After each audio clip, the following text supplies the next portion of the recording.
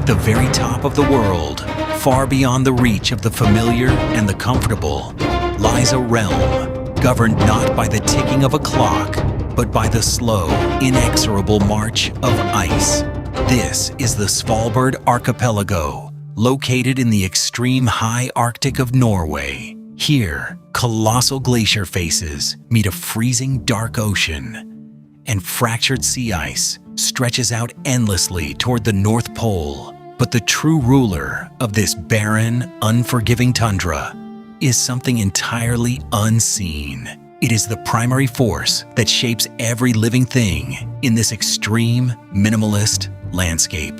It is the white silence. A stillness so deep, so profound, it feels almost heavy upon the shoulders.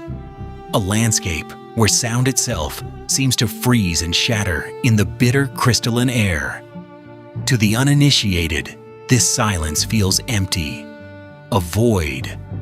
But to those who know how to listen, this silence is not an absence at all. It is waiting. It is the held breath of a thriving, desperate ecosystem. As dawn's pale, ethereal blue light bleeds slowly across the frost-heaved ground, shadows begin to separate from the rocks. The Svalbard reindeer is a creature uniquely forged for this intense isolation. Isolated on these islands for millennia, they are short-legged, barrel-chested, and heavily insulated against the biting wind. Moving with a deliberate, quiet grace, the reindeer scrapes away the crust of snow to find meager, brittle lichens. It does not call out. It simply endures the quiet, a living testament to stubborn survival. Trailing like a pale ghost in its wake is the Arctic fox, shrouded in its immaculate, thick winter coat. The fox steps lightly, its ears swiveling like radar dishes, listening to the white silence. It waits for the faintest, almost imperceptible rustle of life beneath the snow crust. Or perhaps it simply follows the reindeer, hoping to scavenge whatever scraps the larger herbivore leaves behind. Even the birds here have learned to master the stillness. The Svalbard rock ptarmigan remains entirely motionless among the boulders, a supreme master of camouflage. Plump, heavily feathered down to its very toes, it is the only bird to remain here on the islands through the endless, crushing darkness of the Arctic winter. A perfectly silent survivor in a land that takes no prisoners and offers no quarter. As the morning advances and the sun climbs a fraction higher, the temperature shifts just enough to awaken the ice. The fractured sea ice groans, a deep, echoing bass note that briefly breaks the archipelago's quiet. Hauled out upon these floating, precarious platforms are the undeniable heavyweights of the north, the walrus. Great, tusked mountains of blubber and muscle.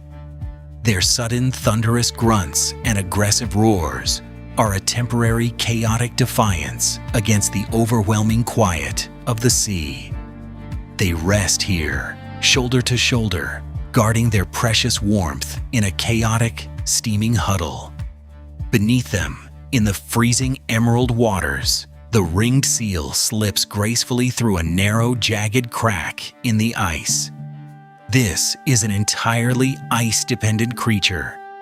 It relies fundamentally on these breathing holes, which it meticulously keeps open with its sharp claws, a vital, delicate lifeline in a world constantly threatening to freeze solid over its head. Deeper still, a strange, haunting song resonates through the water column. It is the complex, descending, almost electronic trill of the male bearded seal. In this vast aquatic world, his voice travels for miles upon miles, a mesmerizing, melancholy melody echoing beneath the ice roof. Further out, where the solid ice pack begins to break apart into open water, large pods of harp seals navigate the treacherous floes in perfectly synchronized, silvery unison, their bodies flashing in the muted light. They are joined occasionally by the hooded seal, a solitary, combative creature. Renowned for the bizarre, brilliant red inflatable balloon it produces from its nasal cavity to assert its dominance over rivals. Even the harbor seal, typically a resident of much milder southern coastlines, clings desperately to the rocky, ice-scoured shores here. They are pushing the absolute limits of their geographic range in this unforgiving domain, carving out a difficult existence at the very edge of the habitable world. By midday, the sprawling open water between the ice floes becomes a majestic stage for the greatest ocean wanderers. The crushing silence above the water sharply contrasts with the vibrant, ceaseless chatter below. A pod of beluga whales, often called the canaries of the sea, breaks the surface. Their stark, ghostly white bodies are perfectly camouflaged against the drifting icebergs, while their whistles, chirps, and clicks weave a complex, unending tapestry of sound in the dark water. But it is the sudden, explosive exhalation of the bowhead whale that truly commands the immense space of the fjords. This is an ancient giant, a creature capable of living for over 2 centuries. It carries the very history of the ice in its massive cells. When it breaches the surface, it shatters the frozen silence with a massive V-shaped breath that towers powerfully into the freezing air. Nearby, the most elusive of all Arctic residents glides silently through the dark, frigid waters, the narwhal. A creature ripped straight from the pages of myth, its long, spiraled tusk piercing the gloom. This tusk is an instrument of sensory perfection, packed with nerve endings, designed to read the shifting salinity and temperature of the silent sea. As the deep fjords open out into the broader ocean, the minke whale slips quietly into view, a solitary, swift, and highly efficient traveler, skimming the rich, cold currents for schooling fish. It is, however, soon dwarfed by the arrival of a much larger cousin, the fin whale. A sleek, beautifully asymmetric leviathan, it cuts through the rolling swells with breathtaking speed and grace. And then, the ocean itself seems to heave and rise. The blue whale, the largest animal ever to have graced our planet in all of Earth's history. Its massive, mottled blue back rolls through the surface like an emerging island, drawing a colossal breath that sounds like a roaring geyser, temporarily drowning out the quiet. Against the towering, fractured backdrop of a colossal glacier face, a humpback whale flukes, raising its magnificent patterned tail to the sky before plunging straight down into the abyss. Down in the crushing, lightless depths of that silent world, the sperm whale hunts. It holds its breath for well over an hour, searching blindly for giant squid in a realm where no sunlight has ever penetrated, using only the clicking echoes of its own sonar to see in the dark. But the true apex predators of this ocean are never far behind. The killer whale, the mighty orca, patrols the jagged ice edge with terrifying, calculated intelligence, their tall black dorsal fins slicing through the water like obsidian blades in search of vulnerable prey, dancing around them, riding the pressure bow waves of the great whales. A pod of white-beaked dolphins provides a sudden, fleeting burst of sheer energy, a joyful, acrobatic sprint across a remarkably somber sea. As the long afternoon settles over Svalbard, the towering, sheer sea cliffs undergo a miraculous transformation. For a few brief, frantic summer months, the oppressive white silence is utterly banished by millions of desperate voices. The Atlantic puffin returns from the stormy open ocean, its brilliantly colorful beak providing a startling, vital stroke of paint against the drab, gray rock of the nesting cliffs. The sky above the fjords darkens ominously, filled by an absolute avalanche of wings, as the little auk swarms by the millions. Their frantic, high-pitched chattering calls echo endlessly off the towering glacier walls, sounding like the roar of a crowded stadium. Crowding the dizzying, terrifyingly perilous ledges, the Brunix guillemot stands strictly shoulder to shoulder, guarding single, pear-shaped eggs from the biting, relentless wind. Closer to the shoreline rubble, where the waves crash against the ice, the black guillemot, with its striking white wing patches and brilliant crimson feet, forages diligently for small fish hiding in the shallow kelp beds. Gliding effortlessly over the endless expanse of white on incredibly stiff, straight wings is the northern fulmar, a true pelagic wanderer, completely at home in the most violent gales the Arctic can summon. Down at the water's surface, the black-legged kittiwake delicately plucks tiny morsels from the freezing water, constantly calling its own name into the howling wind. But these bustling colonies are constantly, ruthlessly watched. The glaucous gull, the massive, formidable avian predator of the north, circles the cliffs with a cold eye, waiting patiently for a single mistake, a single unattended chick. Yet, the true ghost of this frozen, silent world is the ivory gull. Pure, immaculate, snow white. It lives almost exclusively out on the treacherous pack ice, scavenging the kills of larger predators in the brutal cold. A perfect living reflection of the minimalist landscape itself. Arriving from the very opposite end of the Earth, completing the longest migration on the planet, the Arctic tern descends upon the tundra. Fierce, agile, and fiercely aggressive, it will strike the head of absolutely anything that threatens its nest, a tiny, screaming warrior in an immense, silent land.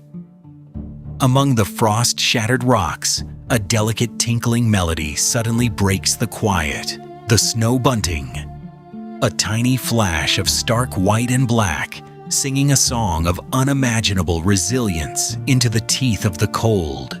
The brief, sudden flush of summer vegetation draws the grazers to the valleys. The barnacle goose meticulously crops the sparse, fragile tundra mosses.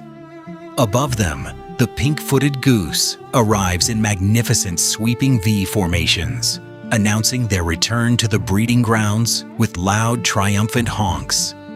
Settling on the protected coastal lagoons, the smaller, darker Brent goose gathers in tight, murmuring, restless flocks. Out on the harsh coastal chop, the heavy, insulated common eider dives expertly for deep-water mollusks, while the truly magnificent male king eider displays his astonishing pastel-colored, crown-like shield to any watching females. Across the glassy, mirror-like meltwater pools, the yodeling, deeply melancholic cry of the long-tailed duck echoes perfectly through the absolute stillness.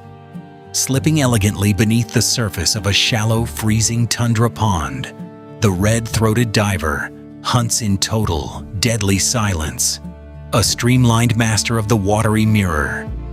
The skies above the tundra, however, remain heavily contested. The Arctic skua aggressively and relentlessly chases down the smaller terns, bullying them until they are forced to drop their hard-won catch. Above the open, rolling tundra, the elegant, long-winged, long-tailed skua hovers gracefully like a raptor, hunting lemmings in the sparse, wiry grass.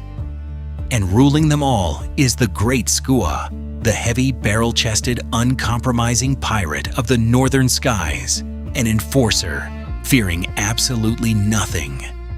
Down on the tidal rocks, the purple sandpiper probes the freezing seaweed for tiny invertebrates, completely ignored by the frantic spinning dance of the gray phalarope, which whirls rapidly in the shallow pools to stir up microscopic food.